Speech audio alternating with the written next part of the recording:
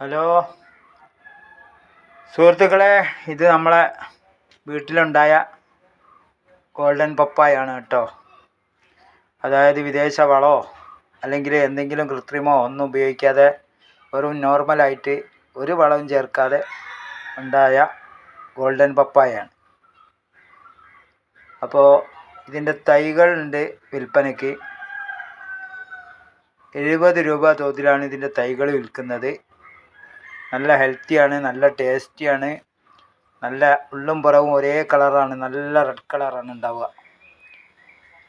അപ്പോൾ ആവശ്യക്കാരൊക്കെ ഉണ്ടെങ്കിൽ, താല്പര്യമൊക്കെ ഉണ്ടെങ്കിൽ ബന്ധപ്പെടാം കേട്ടോ. Okay, thank you.